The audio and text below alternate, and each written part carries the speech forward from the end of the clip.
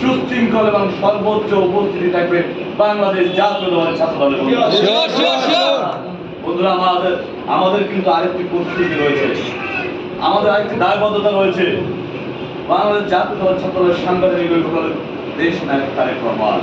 সুতরাং দেশ নায়ক তারেক রহমান আজকে 18 কোটি মানুষকে 56,000 বর্গ মাইলকে ঐক্যের প্রতীক হিসাবে যিনি উপস্থাপন করেছে বিশ্বের দরবারে, তেমনি জাতীয় দল ছাত্রদলের সাংগঠনিক অভিভাবক হিসাবে উনি দায়িত্ব নেওয়ার পরে জাতীয় দল ছাত্রদল সময়ের সবচেয়ে সুশৃঙ্খল এবং সাহসী সংগঠনে পরিণত হয়েছে। কথা দীর্ঘায়িত করবো না, কথায় নয় কাজে বিশ্বাস হতে হবে। আমরা সবাই আর 2টা দিন, এই 15 বছর যে আমাদের দীর্ঘ আন্দোলন সংগ্রাম, সেই দীর্ঘ আন্দোলন সংগ্রামের জবনিকা পাঠ ঘটাবে। আগামী আর 2টা দিন আপনারা পরিশ্রম করে একটি শান্তিপূর্ণ সুশৃঙ্খল তারুণ্যের সমাবেশ উপহার দেবেন জাতিকে, জাতি উপহার দেবে আপনাদের সাথে কাঁধে কাঁধ মিলে রাজপথে যুদ্ধ করতে। বন্ধুরা আমার, এই প্রথম প্রমাণিত করার সময় এসেছে। দেশ নায়ক তারেক রহমান একটি শান্তিপূর্ণ আন্দোলনের মাধ্যমে একটি ফ্যাসিস্টের পতন করার জন্য কর্মসূচি গ্রহণ করেছেন।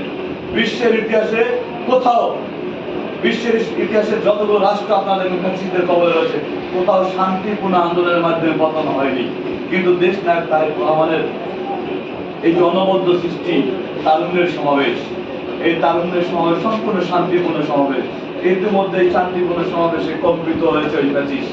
সুতরাং শান্তিপূর্ণ সমাবেশের মাধ্যমে এই ফ্যাসিস্ট হাসিনার পতন হবে। বন্ধুরা, আমরা প্রমাণ করব বিশ্বের রাজনীতিতে দিকপাল হয়ে থাকবে দেশ নায়ক তারেক রহমান, যিনি একটি ফ্যাসিস্টের পতন করেছেন শান্তিপূর্ণ কর্মসূচির মাধ্যমে। বন্ধুরা আমার, আমাদের দায়বোধ রয়েছে, জাতীয় দলের ছাত্রদলের দায়বোধ রয়েছেন।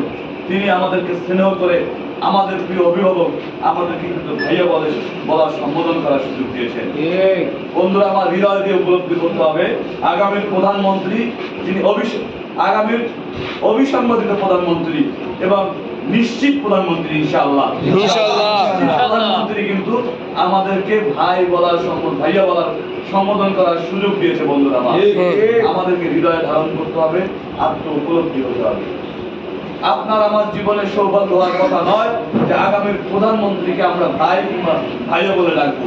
যেহেতু ভাইয়া বলে ডেকেছি, প্রয়োজনে জীবনের মায়া ত্যাগ করে ওনার যে অবিসংবাদিত প্রকল্প শান্তিপূর্ণ কর্মসূচির মাধ্যমে ফ্যাসিস্টের পতন, এটা আমাদেরকে বাস্তবায়ন করতে হবে। বন্ধুরা আমার, কথা বলবো আর ফ্যাসিস্ট হাসিনার পতনের পরে কোনো এক শান্তিপূর্ণ সুশৃঙ্খল সমাবেশে জাতীয় দলের পূর্ণভূমিতে সেই প্রত্যয় ব্যক্ত করে এবং আগামী 19 তারিখের তারুণ্যের সমাবেশ হবে, ছাত্র দলময় সমাবেশ, সবুজের সমাবেশ, সেই প্রত্যয় ব্যক্ত করে সংক্ষিপ্ত কথা শেষ করছি।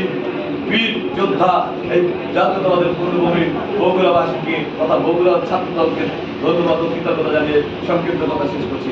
আল্লাহ হাফেজ। বাংলাদেশ জাতীয় দলের ছাত্র দল জিন্দাবাদ। শহীদ রাষ্ট্রপতি জিয়াউর রহমান উত্তম অমর হোক। আশা আকাঙ্ক্ষার বুদ্ধ প্রতীক, প্রকৃত স্বপ্ন সৌন্দর্য, মা মাটি মানুষের নেত্রী, মমতাময়ী মা দেশ নেত্রী বেগম খালেদা জিয়ার আশু মুক্তি আমরা ইনশাআল্লাহ নিশ্চিত করবো। আগামীর রাষ্ট্রনায়ক, আগামীর নিশ্চিত প্রধানমন্ত্রী দেশ নায়ক তারেক রহমান ফিরে এসে আসবে বাংলাদেশে। সকলকে ধন্যবাদ। আসসালামু আলাইকুম।